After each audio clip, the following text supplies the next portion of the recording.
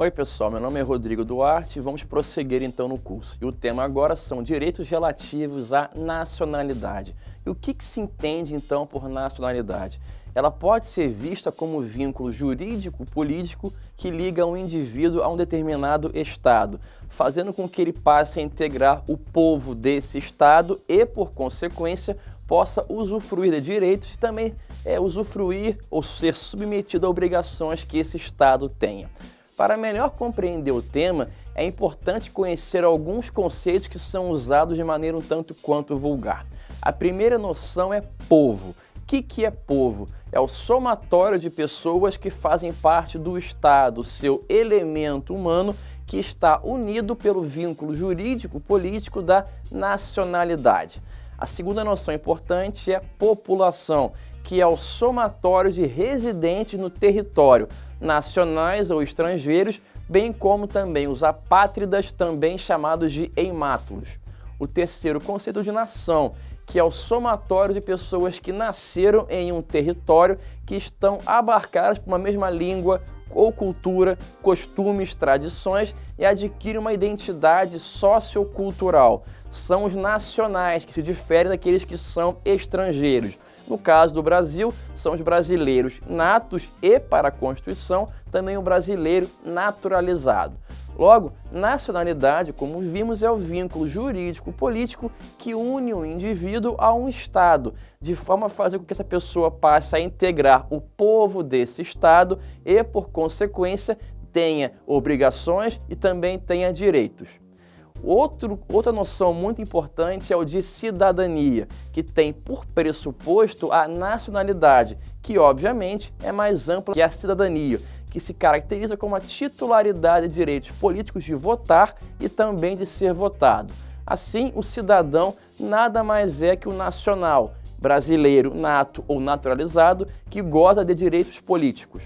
A doutrina costuma diferenciar a nacionalidade em duas espécies, a primária ou originária, também chamada de involuntária, da secundária ou adquirida, também chamada de voluntária. A nacionalidade primária é imposta de forma unilateral, independentemente se a pessoa quer ou não, e essa imposição ocorre pelo Estado no momento em que aquele indivíduo nasce. Fala-se então em involuntariedade porque, de maneira soberana, cada país estabelece regras ou critérios para outorgar nacionalidade aos que nascerem sob o seu governo. Alguns países adotam o critério do ius sanguinis, ou seja, o que interessa para saber a nacionalidade é o sangue, a filiação, a ascendência, pouco importando o local onde a pessoa nasceu. Em geral, esse critério é usado por países de emigração, de forma a manter um vínculo com os descendentes, como ocorre com a maior parte dos países europeus. Outros países adotam o critério do ius soli, ou critério da territorialidade. O que importa neste critério para definir e também adquirir uma nacionalidade é o local do nascimento e não a descendência. Esse critério geralmente é usado por países de imigração, de forma que os descendentes dos imigrantes que venham a nascer no solo do novo país sejam nacionais desse novo país, e não do de origem, o que ocorreria se o critério fosse o do sangue. Já no que toca à nacionalidade secundária, ela é aquela que você adquire por vontade própria depois do nascimento, normalmente pela naturalização, que poderá ser requerida tanto pelos estrangeiros como também por quem for apátrida, ou seja, aquela pessoa que não tem pátria nenhuma. O estrangeiro, dependendo da regra de seu país, poderá ser enquadrado na categoria de polipátrida, isto é, ter várias pátrias. Iremos ver agora quais são as noções constitucionais no tocante ao brasileiro nato. Pelo artigo 12, inciso 1º da Constituição, o Brasil, um país de imigração, adotou o critério do ius soli. Só que essa regra, em várias situações, ela é temperada por outros critérios, como veremos já já.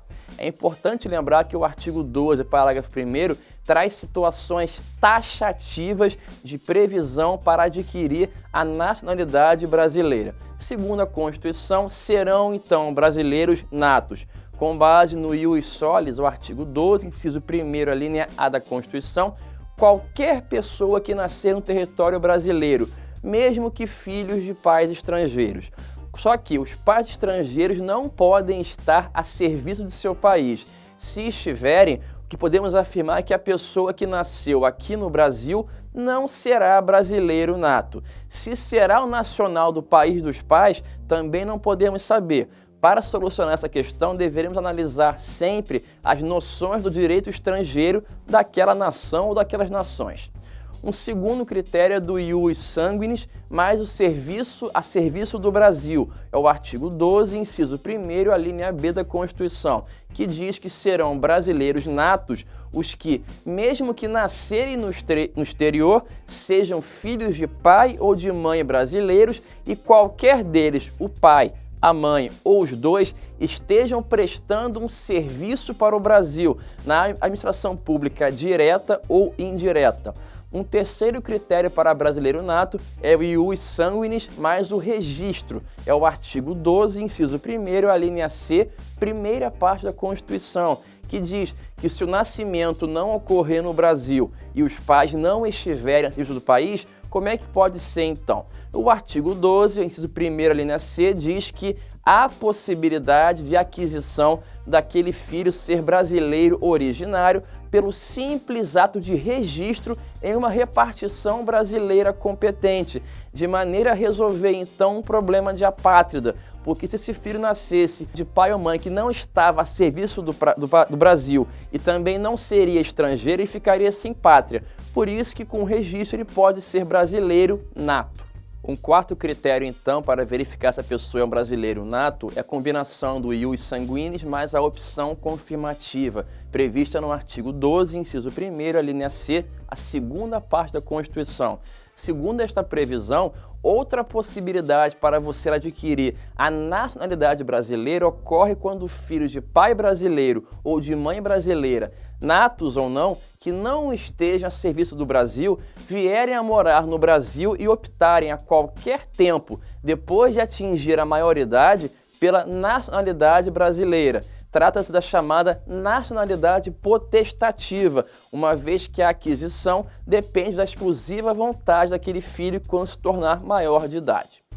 É importante frisar que a expressão a serviço do Brasil, ela deve ser vista não só como uma atividade diplomática, mas também como aquele trabalho que está ligado ao Poder Executivo, como também funções associadas às atividades da União, dos estados, municípios ou também autarquia. A doutrina aponta que a expressão serviço do Brasil configura para os fins da norma constitucional o serviço também prestado a uma organização internacional como a ONU, a OEA, da qual o Brasil faça parte, independentemente ou não de essa pessoa ter sido designada pelos órgãos governamentais brasileiros, porque ela também estaria a serviço do Brasil. Vamos ver agora então os critérios constitucionais para o brasileiro naturalizado. Como forma de aquisição de nacionalidade secundária, a Constituição prevê o processo de naturalização, que dependerá tanto da vontade do interessado, como também da aquiescência estatal, que, por meio de um ato de soberania discricionário, poderá ou não atender àquela intenção do estrangeiro ou do apátrida. A Constituição somente estabeleceu a naturalização expressa, que se divide em ordinária e extraordinária, também chamada de quinzenária. No tocante à naturalização ordinária, os estrangeiros não originários de países de língua portuguesa e também os apátridas, nos termos do artigo 12, inciso 2, a linha A, primeira parte da Constituição, eles serão naturalizados como brasileiros de acordo com critérios definidos em lei. Já os estrangeiros que se originam de países de língua portuguesa, nos termos do artigo 12, inciso 2, a linha A, segunda parte, podem virar brasileiros da seguinte maneira, combinando-se a residência por um ano ininterrupto no Brasil e também a idoneidade moral. Já em relação à naturalização extraordinária ou quinzenária, ela está prevista no artigo 12, inciso 2º, a linha B da Constituição, e ocorrerá quando os estrangeiros de qualquer nacionalidade residentes no Brasil há mais de 15 anos ininterruptos e sem condenação penal requisitarem, então, a nacionalidade brasileira. É importante frisar que a naturalização não importa a aquisição do viés de brasileiro pelo cônjuge ou por eventuais filhos do naturalizado, e também nem permite que eles entrem, o cônjuge e o filho, ou possam morar no Brasil sem que obedeçam os critérios e requisitos legais para tanto. Um tema muito importante envolve a chamada quasi-nacionalidade, que se destina aos portugueses. Segundo a Constituição, os portugueses, por serem de um país de língua portuguesa, estão enquadrados na regra do artigo 12, inciso 2º, alineado à Constituição. Ou seja, eles podem virar brasileiros, bastando que tenham residência por 1 ano ininterrupto e também idoneidade moral. E uma importante previsão constitucional é que, havendo reciprocidade em favor de brasileiros, serão atribuídos aos portugueses com residência permanente no Brasil os mesmos direitos inerentes aos brasileiros, salvo os casos em que houver expressa vedação constitucional. É importante destacar que os portugueses não perderão a sua cidadania, pois continuarão sendo portugueses estrangeiros no Brasil, mas podendo exercer direitos que são conferidos aos brasileiros, desde que não haja uma vedação constitucional e que haja uma reciprocidade para brasileiros lá em Portugal. De maneira coerente com o princípio da igualdade, da isonomia, a Constituição vedou qualquer possibilidade de se estabelecer por lei a distinção, diferenciação entre brasileiros natos e também naturalizados. Mas a própria Constituição criou exceções a essa regra da vedação à distinção. Uma exceção importante à diferenciação entre brasileiros natos e naturalizados envolve a extradição. E o que é extradição? Ela é o ato mediante o qual um país entrega a um outro país um indivíduo acusado de haver cometido um crime de grande gravidade ou que já esteja condenado por aquele outro país. E ela vai ocorrer após o Brasil, por exemplo, se certificar que os direitos humanos basilares do extraditando, aquela pessoa que vai para outro país, serão garantidos. A extradição tem por objetivo principal evitar, mediante a cooperação internacional, que uma pessoa deixe de pagar pelas consequências de um crime cometido. Assim, podemos verificar a chamada extradição ativa e também a extradição passiva. Vamos a elas. A extradição ativa ocorre quando o requerimento de entrega é feito pelo Brasil ao país, ao Estado estrangeiro. Já a extradição passiva ocorre quando o requerimento de entrega é formalizado pelo Estado estrangeiro ao Estado brasileiro. A Constituição assegura que o brasileiro nato nunca poderá ser extraditado, e aqui no caso é a chamada extradição passiva. Agora, em relação ao brasileiro naturalizado, ele poderá ser extraditado em 2 situações. A primeira delas é em caso de crime comum. Assim, o brasileiro naturalizado poderá ser extraditado somente se tiver praticado crime comum, mas antes da naturalização. E a segunda situação possível envolve o tráfico de entorpecentes e drogas afins.